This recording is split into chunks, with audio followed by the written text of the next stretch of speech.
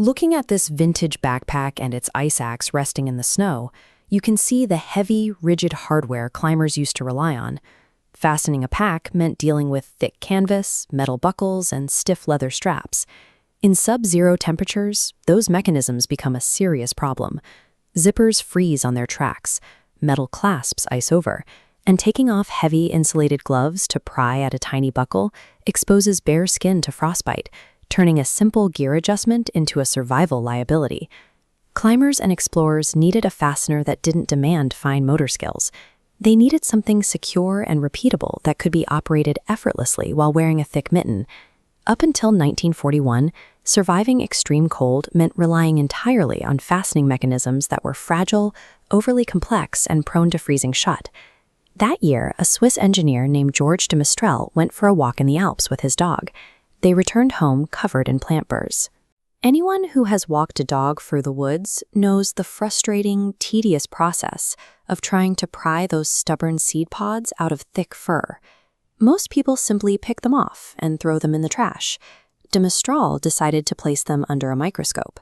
What he saw was a highly efficient mechanical system.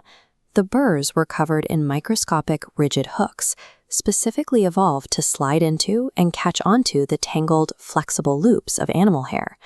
The plant had evolved a highly reliable, reusable attachment mechanism for seed dispersal. Millions of years before humans realized they needed a fastener that required zero dexterity, nature had already engineered one. Identifying a biological mechanism is one thing. Manufacturing microscopic hooks artificially at an industrial scale is an entirely different engineering problem. De Mestral spent years trying to reproduce the burr's design. Early prototypes made from cotton wore out almost immediately. Other materials produced hooks that simply snapped under tension or failed to release the loops cleanly when pulled apart. The solution required the massive industrial weaving machinery of the era, combined with a breakthrough in synthetic material. By heat-treating nylon, engineers could weave durable, shape-holding microhooks that maintained their flexibility without snapping. De Mestral combined the French words for velvet, velours, and hook, crochet, to name the invention Velcro, and the mainstream fashion industry immediately rejected it. Clothing manufacturers prioritized clean aesthetics over instantaneous speed. To them, this loud, synthetic strip looked like an ugly, overly industrial novelty that had no place next to a neat row of buttons. The fastener's survival relied entirely on finding a market that actually cared about speed, modularity, and survival over appearance. Mountaineering and ski companies adopted it quickly. In a blizzard, an athlete could secure a jacket cuff or adjust a pack strap instantly without exposing their fingers to the biting cold. An entirely different extreme environment presented a new problem. In the zero gravity of a spacecraft cabin, loose tools and floating equipment are serious hazards. Looking closely at the complex interior of this NASA space station, gear security is absolutely critical. The space agency used Velcro heavily throughout the 1960s to instantly anchor clipboards, pens, and instrument panels to the cabin walls. The public watched astronauts rely on these synthetic strips during televised broadcasts.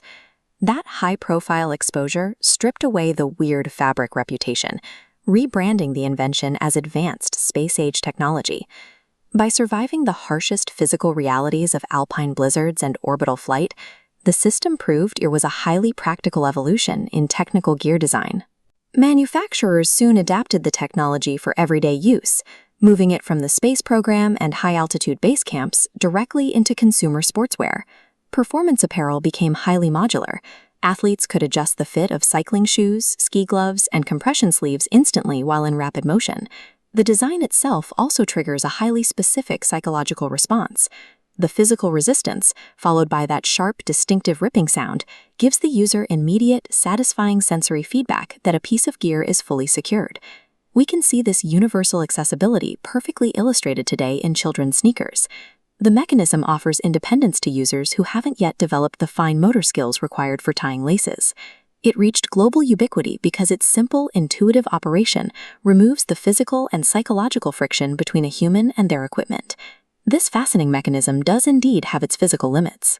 When environmental debris like thick mud, wet snow, or lint clogs the open loops, the hooks have nothing to grab and the system fails. Yet zippers and laces cannot beat it in tactical, medical, and specialized modular applications, where a split-second closure is the highest priority. Today, this synthetic fastener is so common it rarely warrants a second thought. But every strip traces its lineage back to a dog walk in the Swiss Alps, born from a moment where an engineer chose curiosity over simple annoyance. For more content like this, like and subscribe to our channel.